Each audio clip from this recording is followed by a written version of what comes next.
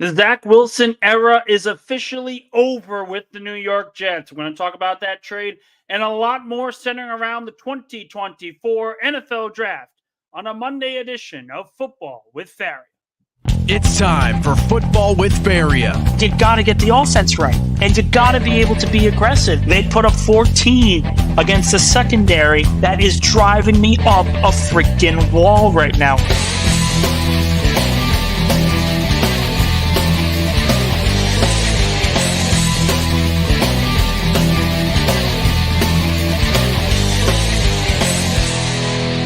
Now here's your host, Nick Faria. Alrighty, everybody. Welcome inside Football with Faria, Monday edition, 4 days before the 2024 NFL Draft. A lot to get to today, a lot of stuff to talk about. Obviously, for those of you jumping on for the first time, welcome. For those of you guys returning, welcome back. If you guys want to call in, link in the YouTube description down below. Any likes, shares, comments is obviously greatly appreciated. So let's get down to the crux of the story today, shall we? The biggest news of the Monday slot is the fact that the Jets' backup quarterback, former second overall pick, Zach Wilson, has been traded to the Denver Broncos with a sixth-round pick in this year's draft going back to New York, and also added a seventh-round pick going to Denver, as well as half of his current salary being eaten up by the New York Jets. So let's talk about the major takeaways here with this trade. First off, this closes the final chapter of what was one of the worst draft picks in Jets history for a number of different reasons. Now, a lot of Jet fans will look and say that Zach Wilson's failures are all on him. His problems, his inefficiencies as a passer, just overall, it was all his problem, all centered around him. The team brought in a number of different assets, whether it be in the receiving core, whether it be in leadership behind him, and he wasn't able to put it all together. In a lot of those ways, I can certainly understand why, because when you look at Wilson, you look at where he was drafted, you look what he did coming out into the NFL draft, it's really on him in a lot of different ways, because after a mediocre first season, they draft Garrett Wilson, they draft Breece Hall. The expectation is that this team is going to be a lot better in year two, and they weren't. They really weren't. And really, it's centered around him specifically because the quarterback position just collapsed in on of itself. They started 7-4. Everyone was high and mighty about a great defense and a young offensive core with Garrett and with Breece. And then it all just went away. And the majority of the reason why it went away was because of him, his inability to consistently be a leader, consistently be an overall passer.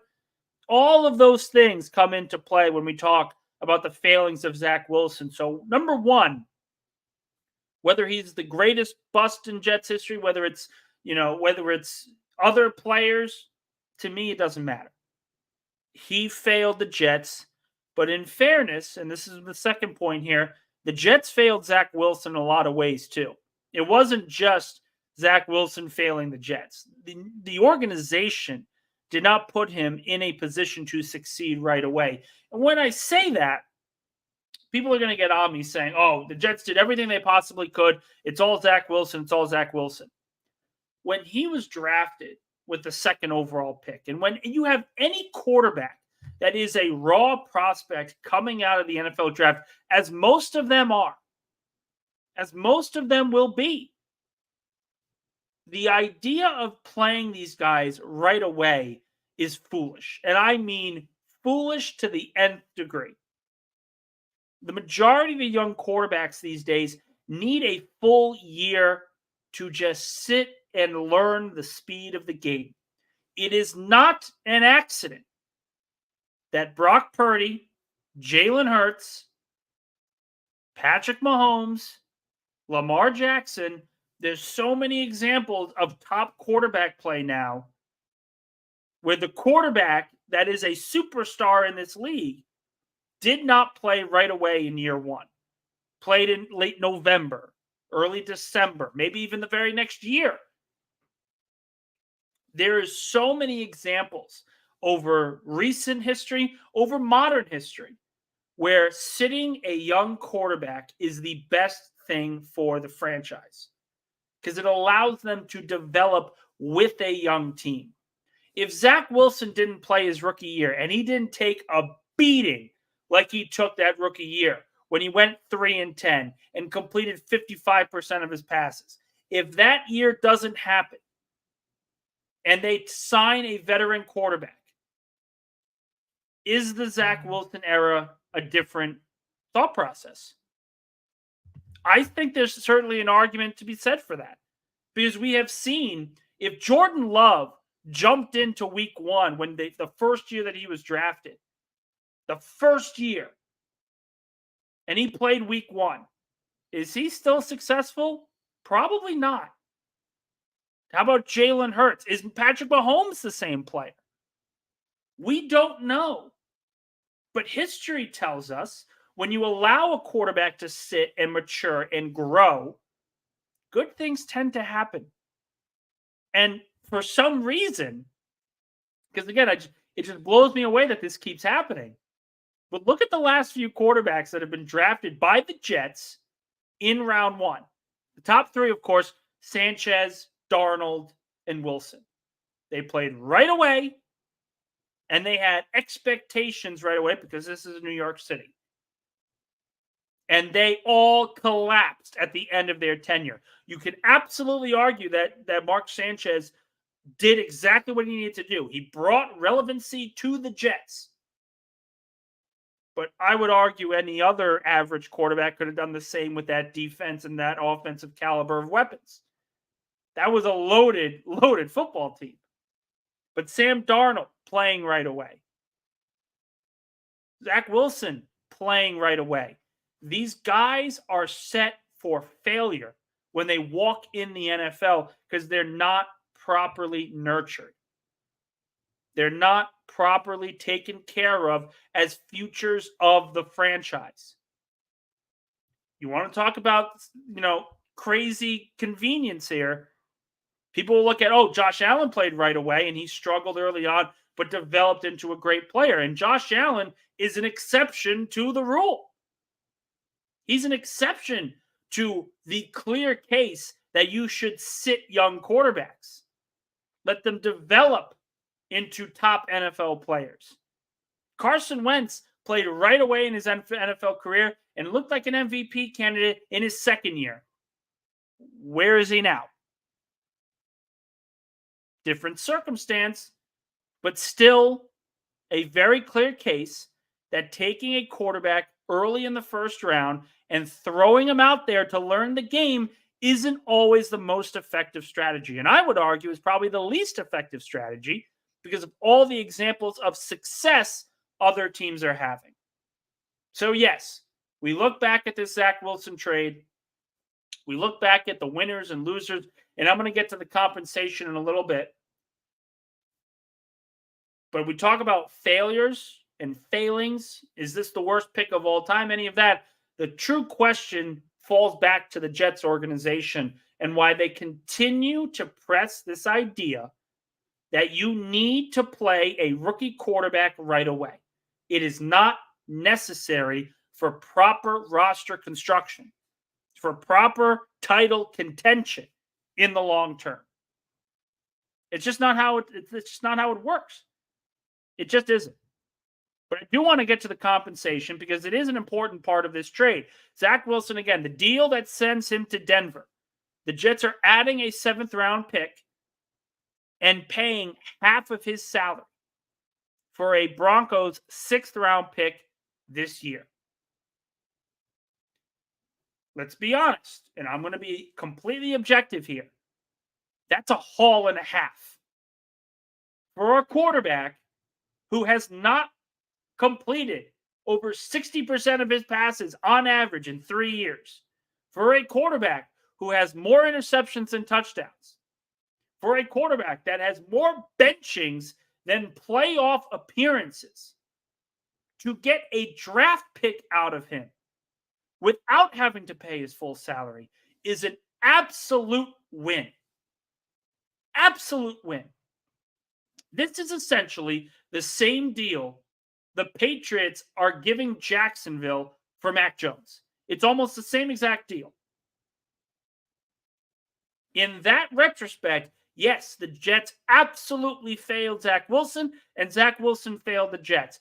Both sides are to blame. This was a whiff of a second overall pick. Absolute whiff. But we move on because the expectations of the Jets have changed. And based on that, you're just grading the trade outright. This is an absolute haul and a half for New York. A haul and a half. You weren't going to get a second round pick like the Jets got for Sam Darnold. You weren't going to get that because as badly as Darnold played at times, as badly as it looked, he looked competent. He looked like a competent quarterback at times who did not have the talent around him to succeed. I would argue Darnold is more of an example of the Jets failing a quarterback than the quarterback failing them. But even then, you weren't going to get the haul you were going to get for Sam Darnold. Second round pick, that kind of thing. And when it comes to Wilson, the real question was going to be, is he going to get released or are the Jets really going to keep him on the roster until training camp? I thought, objectively, it made a lot of sense for the Jets to keep Wilson on the roster until training camp where the best possible offer can be made because a team could have a backup quarterback go down with an injury. It happens all the time. Injuries happen in training camp. So it made sense, in theory, for the Jets to keep Wilson until training camp to find a trade partner. And that is, of course, if they couldn't find one now, and they clearly did. With the Denver Broncos, Wilson obviously gets a win. He gets to stay close to home. He's from Utah. He's with his family now. You get to reset with a quarterback guru of a head coach in Sean Payton. This is a win-win situation for both sides. The Jets get draft compensation without having to give up a lot. And Zach Wilson gets his restart elsewhere. A clear as day win-win for both sides. Want to make sure everyone jumps on as well. If you guys want to call in, link in the YouTube description down below. We'll try to get everyone's comments and questions throughout. And of course, if you're in the live chat, I'll try to answer all of your questions at the end of the program. So we talked about the Zach Wilson trade, what it means for the Jets, what it means for Zach Wilson. We talked about Wilson's legacy in general as potentially the worst draft pick in Jets history based on expectations, based on where he was drafted. But now we got to talk about positive things. Let's talk about positive things. I continue to push to be the positive source of news for you Jet fans and for football fans everywhere. It's all positive here, unless you're a fan of the Giants, Cowboys, and Commanders. Any of those three. Never mind. But it's draft time, and we have to talk about the NFL draft. We have to talk about some of the major takeaways going out, some of the latest rumors and notes that are currently being thrown around. And I think the one thing that kind of gets lost on draft night and kind of gets lost overall in this process is that everyone wants to grade drafts right away. Everyone wants to just have these insane immediate takes. And the one example I have in this instance is with Jet fans, a lot of you guys are either pro offensive skill guy or pro offensive line with the 10th overall pick. And wherever the Jets go, that's going to be the reaction going into day 2 of the NFL draft. But I think it's important to remember a couple of different things, because if we're judging the Jets draft plan, any other pick on offense could absolutely be seen as a win with the 10th pick, whether they trade up for Marvin Harrison, whether they trade back for an offensive lineman, whether they take Brock Bowers. All of these picks, all of these options are great news for the Jets. It is this 10th pick in this first round of the draft is impossible to screw up if you're Joe Douglas. Impossible to screw up if you're the Jets. Simply because Even if they go offensive line, it makes sense. You protect Rodgers, the depth of the overall group. You protect this team long term. It makes sense if you take Brock Bowers or an offensive weapon, because now you add immediate help to the 2024 season. And guess what? If Drake May falls to 10, not saying it's going to happen, it's definitely not going to happen. But if Drake May falls to 10 and the Jets say, screw it, we'll take Drake May, even that makes sense because it protects your long-term future. All of this makes sense. So a lot of people are going to be upset and frustrated and worried about where Joe Douglas is going to go on draft night. And the one thing I will continue to push here for everybody, they can't screw it up. They're not taking a defensive player. And as long as they don't take a defensive player, they will have won day one of the draft just by making a basic pick. Think about that. Think about how good of a situation this team is in right now, where any offensive pick they make, anyone, it's an absolute win for the franchise. We'll get a call in. Here is Bobby. Bobby, how's everything going, man? How you doing? Hi, Nick, are you from New York originally? No, I'm from Rhode Island. Oh, Rhode Island. You live where the Patriots play. Oh, okay. I didn't know that. All right. So do you ever hear Jake Asman show? I jump on there regularly. Do you know what me and the other guy have been doing to the call on the fan? I have no idea. I called them up. See this guy in Lane Train that calls into the show. Yes, yeah. He made this guy a Knoble from college. Oh boy. And then he plays both ways. So it's a joke, okay? So we call him these like WFAN and then also ESPN. And the first guy, Keith McPherson, fell for it twice. The other guy called in. His name is Knoble from college. Do you ever hear him? You sure he plays both ways? He fell for it. But I think you're right. The Jets should pick up a officer. I like the offensive lineman, but if they could get a weapon, that would be good. So, Bobby, if you're in the decision-making room right now, who are you taking? Well, to me, I want Joe Alt. That's who I want to go after. You want Joe Alt? So you'd say have to trade up for Alt, essentially. Yes. Okay. No, listen, I appreciate it. And appreciate the call, Bobby, as always. And if you guys ever want to jump on, link in the description, like I said, on YouTube down below. But again, Bobby makes a good, interesting point here because there's a lot of people. Zach Rosenblatt said it. Connor Hughes said it. They all have them. They have the Jets trading up for either Marvin Harrison or Romeo Dunze. And I'm going to preface this. If the Jets are able to trade up for any of those top guys, incredible. Marvin Harrison in this offense with Garrett Wilson and Aaron Rodgers is a Super Bowl caliber team right now. Right now, take it to the bank. I'll see you in the AFC title game. Maybe you get by the Chiefs, maybe you don't, whatever. But Marvin Harrison on this team right now sends you to the Super Bowl. That's how great of a prospect he is. And everyone says if the Jets are trading up, they're trading up for a receiver. What happens if they trade up for Joe Alt? What happens? And again, this is kind of my point here, where they can't screw up.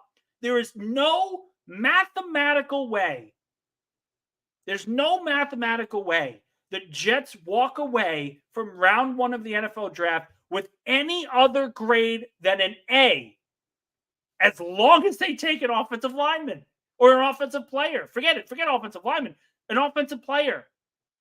If they trade up for Drake May, if they trade up for Marvin Harrison, Joe Alt, Malik Neighbors, it's a great move. If they trade back and take Troy Fautanu, accumulate a second-round pick, they take Guyton in a trade back, they take Mims in a trade back, that's still a great move.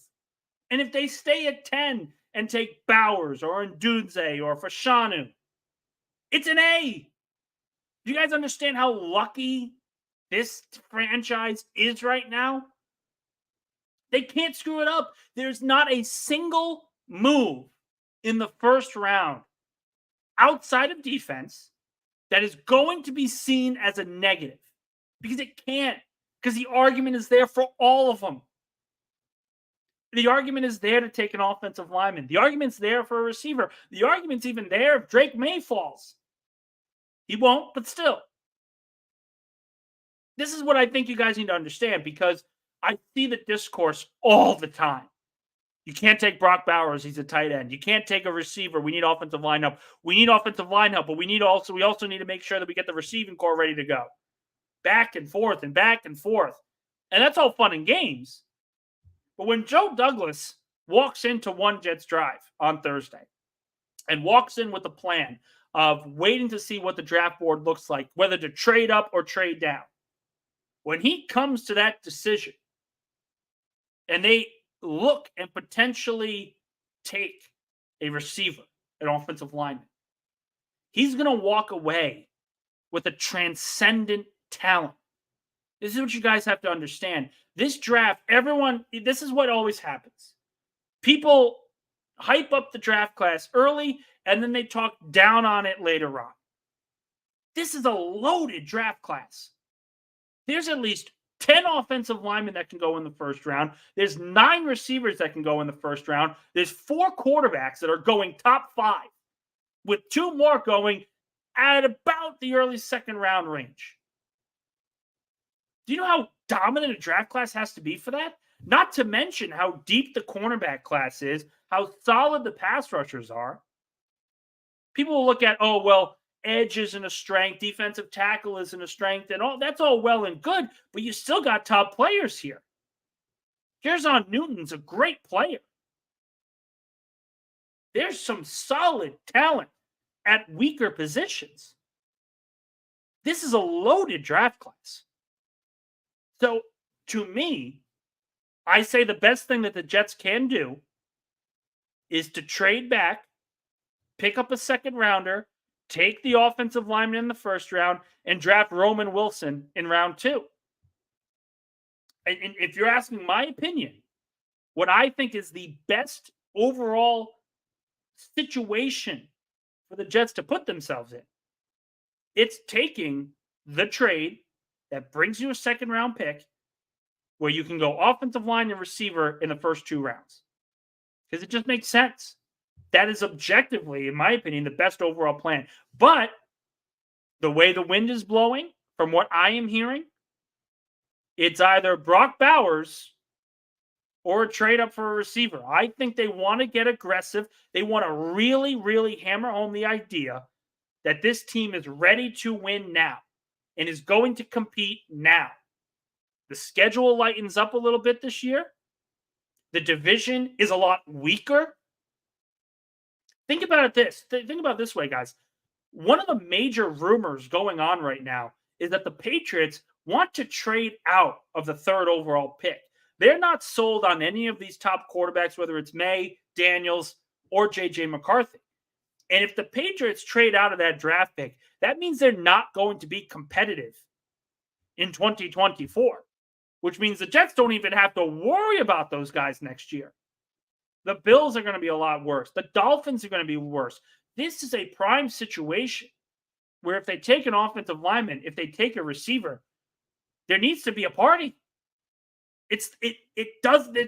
My mind can't compute how a team that hasn't made the playoffs in 13 seasons is in such a good situation where they don't have to do anything and come away with a player that they need for next season and beyond. Think how lucky this organization is. Think how lucky you are to be a Jets fan right now with all the playoff problems that you guys have had. To be in a position where you can trade up for Marvin Harrison, to be in a position to take Brock Bowers or Olu Fashanu or trade back and get multiple bites of the apple, and all of those moves are seen as great. Lucky times, man. This is not the same old Jets that we're talking about here in this front office. Let's get it on the phone to Johnny. Johnny, how's everything going, man? Hey, what's going on, brother? I'm just driving. I got you connected onto the thing. So if I'm I appreciate it. But Yeah, man, what a time, right? Hey, what a time to be a New York fan right now with Crazy. taking that series out of over there in the Dodgers where nobody gave us a chance I thought whatsoever. they were going to get swept. I mean, most people thought they were going to get swept. The fact that they took 2 of 3, listen. I don't like him. I think he's stupid. I think he's the most annoying fan on the face of the planet. I wouldn't even call him a real fan. When Frank Fleming is going out there and saying, "Yeah, you never like to lose 10-0, but we won the series against the Dodgers, so who the hell am I to complain about this?" That's when Exactly. you know this team is good. And you know what was one of my favorite game? The first one when we smacked Oh Yamamoto yeah. when Stewart came in and just first pitch and knocked it right on over the freaking dead center field, dude. It was amazing, bro. But all right, I'm sorry. And the Knicks play tonight too, and my Rangers are looking good. It's listen, this might be the time that New York sports has its awakening. Philadelphia had it in the late 2010s. Obviously, Boston and New England had it in the 2000s. Maybe this is New York's time. I know. Hopefully, knock on wood. But look, Zach's gone. It's an amazing thing because there's no distractions going into the draft, right? There is no distractions going into the off season. You have your clear players that are going to be there. Wish the kid luck. I mean, it sucks that it didn't work out. I was one of the guys that went out and was like, man, I think we got a diamond and a damn rough type of thing. But, Yeah. what it is, right? But, man, I've been killing it, been saying it. I would love if we get Marvin Harrison, but I'm also a realistic individual that I don't think that would happen. So trade back, maybe into the later rounds. Well, trade into the second round, right? Johnny, Get if I tell you two of the most respected Jets reporters, and I'm going to be there on draft night, I'm going to be in the facility. I'm going to be covering the team for all 3 days. How does it feel that two of the top guys are saying that they are trading up for a receiver? it's great. I mean, we get one of those top three guys. We won the draft. We did what we needed to do, and it was more than enough. Because I keep saying we don't know what Tyron Smith could say and be like, you know what? I'm a Cali kid. I grew up. I loved watching Aaron play when I was growing up, right? I mean, he's around the same Napa area that I'm from. I saw what Trent Williams did over there in San Francisco and just went ahead and just killed it, right? Yep. Morgan Moses, JD comes out and says, Morgan, you know what? I effed up. My bad. I should have kept you here, right? Here's the contract I should have given you before. That could certainly happen. And And I'm listen, if both of them stay healthy, and they re-sign with the Jets, changes the entire outlook of the franchise. Now now, you push it off. and JD's playing freaking chess while everybody else is playing checkers. There might be a few of them that could, duel up with him, but other than that, I trust whatever he's gonna do. I mean, we could go back, pick up a tackle or a lineman, whatever, right? And maybe your Lab McConkey is still there, and we get Lab McConkey there. You I mean, know, listen, if the Jets can trade back and pick up Fautanu or Latham, whatever the offensive lineman is, they pick them up, and McConkey is there in the second round. That's what I mean. It just that's the whole thing. Is JD has put us in such a great position that it has everybody else worried because we truly are the wild horse. It Nobody knows really what is. we really need right now.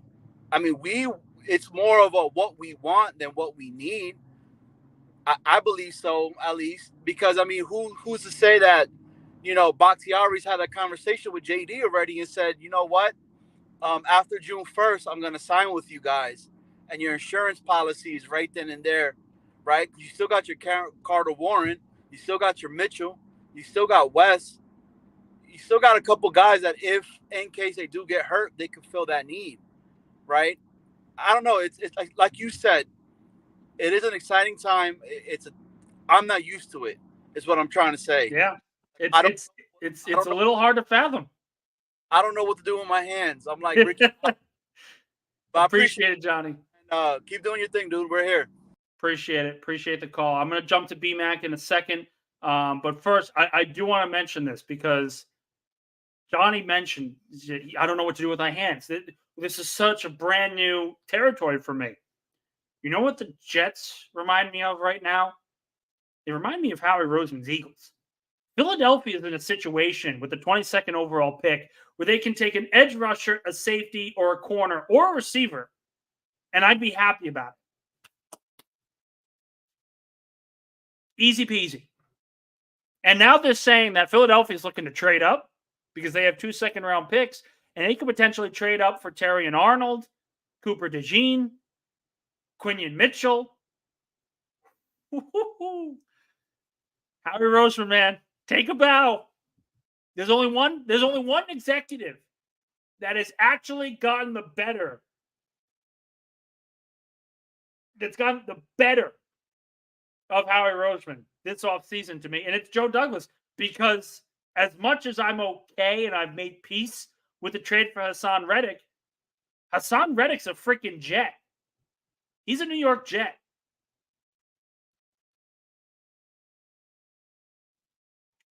What more do you want Joe Douglas to do this year? What more do you want from your front office executive to make this team a championship caliber roster? Trade up for Marvin Harrison. Select Brock Bowers. In the end, you take Fashawn, you take any other thing. This is a home run. This offseason has been a home run for the Jets. I want to jump it over to BMAC. BMAC, how's everything going, man? Hey, Nick, what's going on? Nick. How you doing? Happy Monday to you. As a Packer fan, you look like you can be a great Packer beat reporter. You know what I mean? You kind of remind me of one of the Packer beat reporters. Appreciate it. So yeah. Listen, if you got any jobs, let me know. I'm unemployed. I'm looking for full-time work here. Hey, I mean, I think you'll be better than the ones we got. The ones we got, in my opinion, are not so good. But we got the draft coming up in 3 days, so I'm excited. I'm gonna be getting my popcorn ready. I'm excited about what we're gonna get and what the Jets are gonna get. A lot of people are talking about getting Brock Bowers for the Jets. A lot that's been going on, but I think realistically they might make a trade up, maybe to get a wide receiver, maybe a doomsday, maybe the Marvin Harrison Jr. I would love that for the Jets, but I think that I don't know. I mean, that's a little bit unrealistic. I don't see him going. I don't see him getting past pick number 4, but who knows? If JD might put something out of his hat. I mean, Cardinals could trade out of 4. Cardinals could trade out of 4 with Minnesota. Yeah. I mean, that would be big if that can happen. But I'm still leaning towards offensive linemen. You need to get some depth at that position. You got to protect Aaron Rodgers. He's not getting any younger. He is 40. He is coming off a major injury. And if you want him to play all 17 games, you got to keep him upright. And you can't afford him to take a lot of hits this year, because as the older you get, the less your body is able to take punishment. You know what I mean? So I still lean to offensive line. If you get the Brock Bowers thing, I think that's too risky at pick 10. Way too risky.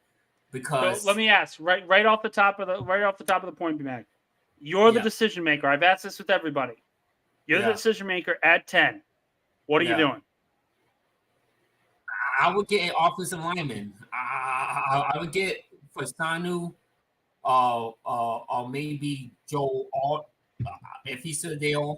Fulaga, like you said.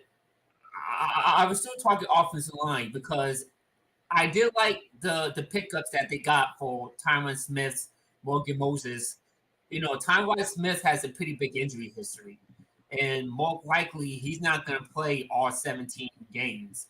So if he has to miss time, do you want one of your backups, to come in and who's not ready to protect Rodgers in a crucial season? I don't know. But again, the wide receiver thing, I will be alright with that too. Like if they go wide receiver, I wouldn't be too upset about that because again, you need some more depth and you need another weapon because God forbid if Garrett Wilson gets hurt, you know what I mean? Then do you want to rely on on Alan Lazard to be your number one? You know what I mean? And Mike Williams has an injury history as well. So I know, I don't know. It's tough. I was still in O-line, but if they get offensive linemen, there's still a lot of talented wide receivers in this draft. Maybe you can get one in the third or fourth round. I mean, as a Packer fan, like all stud wide receivers like Jordy Nelson, Greg Jennings, Devontae Adams, James Jones, those guys were not first round picks. Those guys were second, third, and fourth rounders. The Donald Driver, who's my favorite Packer receiver, he's a seventh round pick, and he came in and bought out with Favre, and then came in and then had success with Rodgers. So there's always good, talented wide receivers you can get in the later rounds, and we know Rodgers. Rodgers make his wide receivers good to great, terrible to good. I mean, look what he did to Alan Lazard. Like Alan Lazard was a nobody before Green Bay, and then Rodgers, made him look like pretty good. You know what I mean? So yeah. So BMAC, appreciate the call, man. Always appreciate you guys jumping on. Again, link in the YouTube description down below if you want to get involved in the conversation. Let's go to New York Jets, Florida here. How's it going, man? Hey, Nick. How you doing, man? Congratulations on your show. Keep doing your thing. Everything will work out, man. Keep pushing. Be positive. You'll be fine. I think some of these Jets talent evaluators reached peak delirium today when I saw one that said that Amarius Mims on a trade down would be the best pick for the Jets because in 3 years he may be the best offensive lineman in the league. And I'm like, we don't have 3 years to develop a lineman right now. The first thing I thought about. I'm like, let me ask you this though. I'd say Mims because he's the project, and I think he's one of those big projects. But let's say they trade back at like 15, pick up a second, but then take Latham. Latham's more developed. He should be able to help you guys out next season. But also is your tackle of the future where you don't have to overpay for a guy like Morgan Moses. Is that something you're down for? Absolutely. That's my first priority is to get a second. I love Ladd McConkey. I love Fatanu, although I don't think he'll get there. There's other linemen. The lineman class is so deep. I would never pick a project lineman in this kind of year when we're supposedly all in. So second round, I mean, we still need a lot of players. We need a safety. We need a defensive lineman, a run stopper. I mean, we had a defensive lineman last year who's a run stopper, and he got hurt. How many years are you going to try? You added the guy from Georgia. You're like the Georgia football factory where you just pick him from Georgia.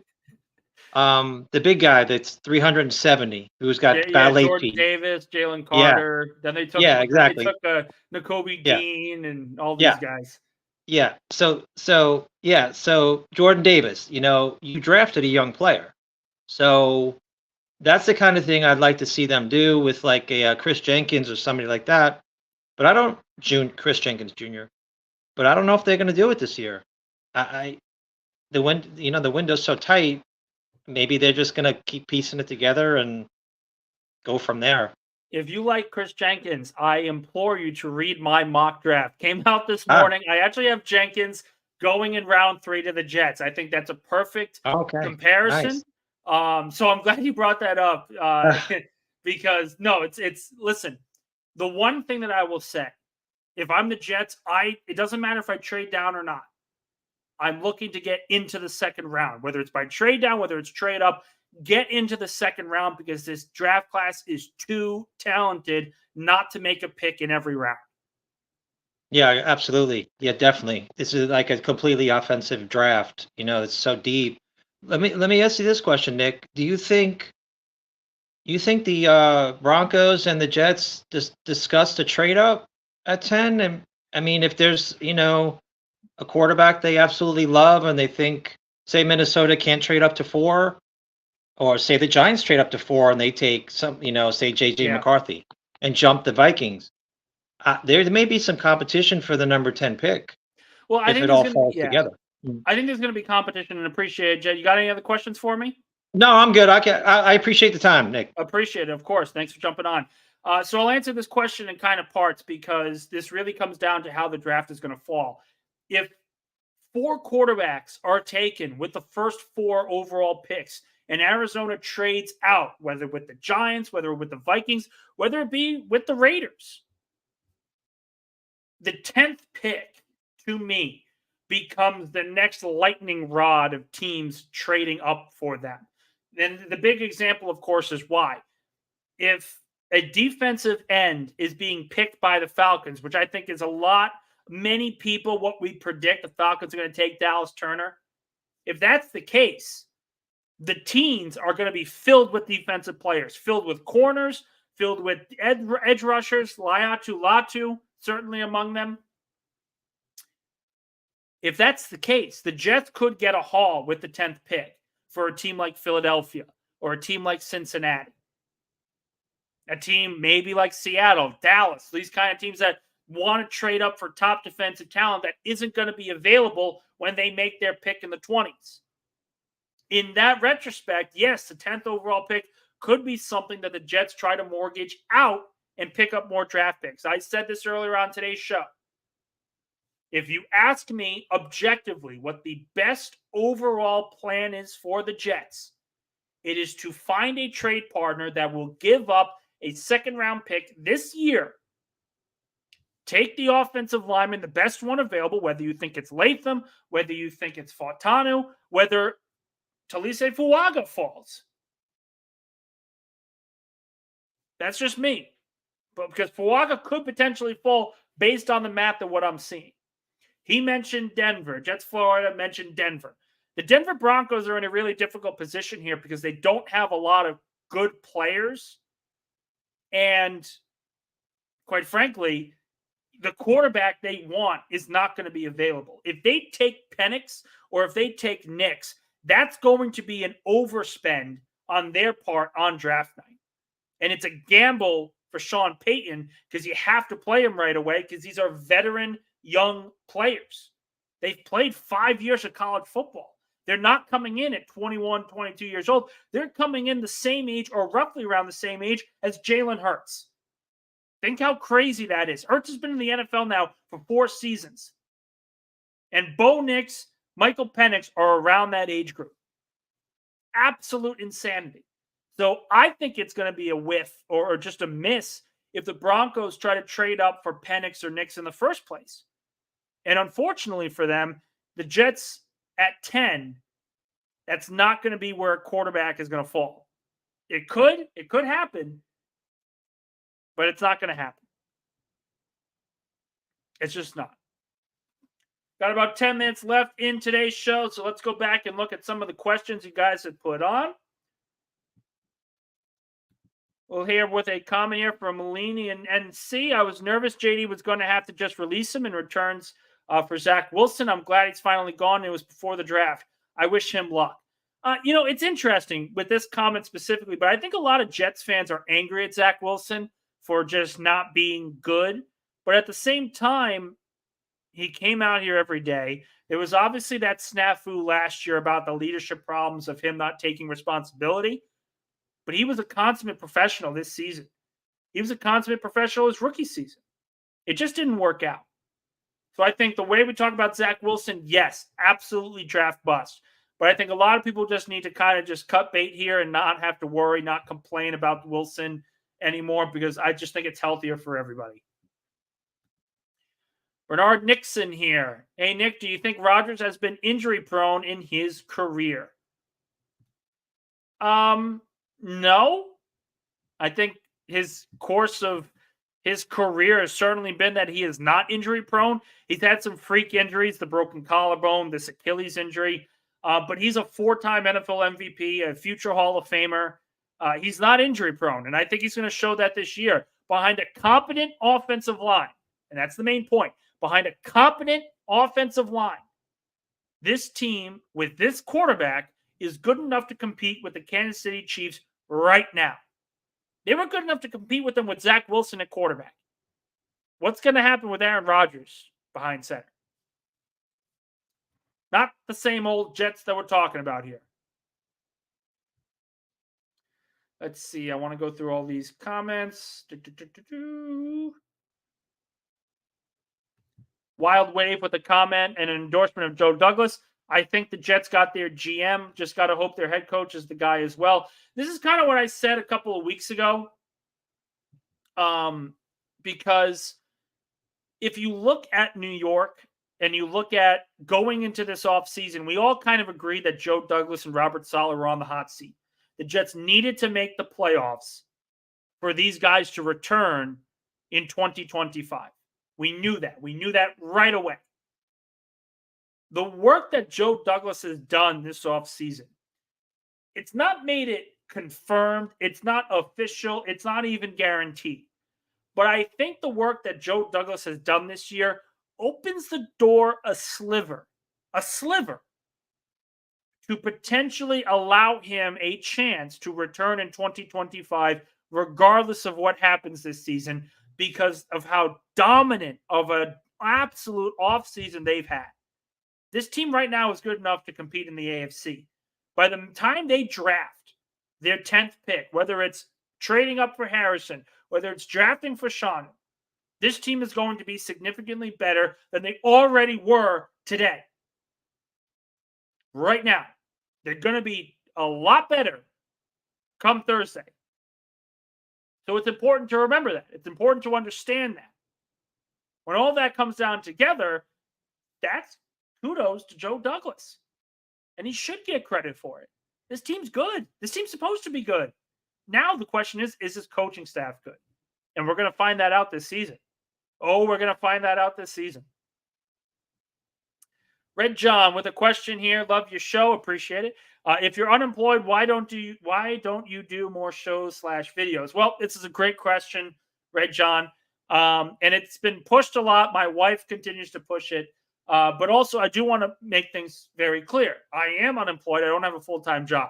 I do have 2 part-time jobs. I'm a writer, an Eagles writer for Pro Football Network, and I am a Jets beat reporter for, what are we now? Arena and Athlon. It's Fan Nation. It's Jets Country Fan Nation.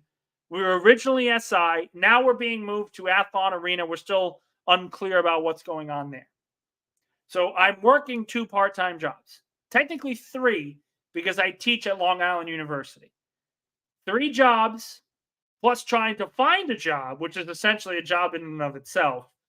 It doesn't allow me much time to sort of decompress as a person. And I got to do a lot of different things mentally to get better right now. So you guys get me Monday, Wednesday, maybe some Fridays, and we'll go from there. That works with everybody. Makes me a happy camper. Oh, dear God. Dane, coming out of left field. Red John, you're not subbed to his OnlyFans. His best work is on there. Jesus Christ. Oh, man. Another question here from Dane. I love Quinion at 10. If there's a way to flip Reed for a 2. Nick, would Philly be hypothetically a fit for Reed? And if so, would he garner a 2? Listen, quite frankly, yes, DJ Reed could be worth a 2nd-round pick. And in that mindset, that could fit. Under no circumstances in hell are the Jets going to suddenly pick up the phone and draft Quinion Mitchell. It's just not going to happen. If they're at 10 and they stay at 10, it's going to be for Brock Bowers. If they trade back, it's going to be for an offensive lineman. If they trade up, it's probably for Marvin Harrison or Malik Neighbors or Romeo Dunze. It's not going to be for Quinion Mitchell. I love him. He's a great player. If Philadelphia trades up for him, I'm throwing a party. It's not happening with the Jets. It's just not going to happen. John with a question here. Joining late, Nick, due to the kickoff rule changes, do you think the Jets will look for special teams aces in the later rounds? Well, John, great question. This is what teams already do. They take guys in the later rounds who feel that they can be real special team standouts. And you got to remember something here, and I think this is very important.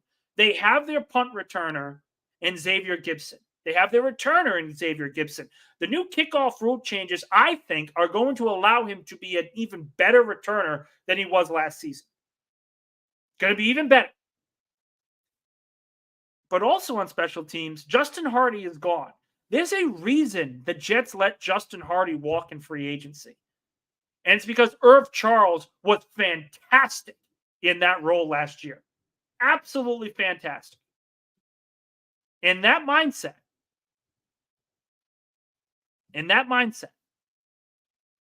taking guys for special teams, it's absolutely going to be the plan. But taking guys for depth, also going to be just as important. If you guys look at my mock draft, again, it's on my Twitter feed, published right around 9, 10 o'clock this morning. I have a couple of different guys who help on special teams. I have them taking a running back. I have them taking a corner. Also important to remember that, who is he? Derek Bernard Converse, the safety / corner. He's going to be returning this season. He's going to be a big help on special teams. I can't believe I blacked out his name. But still, Bernard Converse, they're high on him. There's plans here for the Jets to improve already what is a dominant special teams unit. Think about this for a minute. The Jets had one of the best defenses in football and one of the best special teams in football. If both of those sides take a natural step back, let's say they played at a top 5 clip last year. Let's say they played a top 10 clip. And if the offense just isn't bottom 5, isn't bottom 10, the Jets are going to the playoffs. Because we know Aaron Rodgers is going to have this offense at worst average. 16th, 17th ranked in the game. And average will win the division this year because their defense and their special teams is already dominant. Plain and simple. You guys want to talk about all these different things and all the problems that it could arise? Absolutely. If Aaron Rodgers goes down, the conversation completely flips. But he's healthy going into the new year. The offensive line is better going into the new year. This team on draft night is going to get better no matter who they take in the first round. There's very few teams like that situation right now. Very few. And for Jet fans, you guys may want to be happy. You guys may want to be concerned. It's time to celebrate, man. This team's good. And they're going to be good all year as long as everyone stays healthy, which is the case for every contending team. If Patrick Mahomes goes down, the season's over for the Chiefs. It's the natural point of having a starting quarterback, having a franchise quarterback. All right, closing off today, I got to jump on a conference call with one of my team members. Tomorrow, no.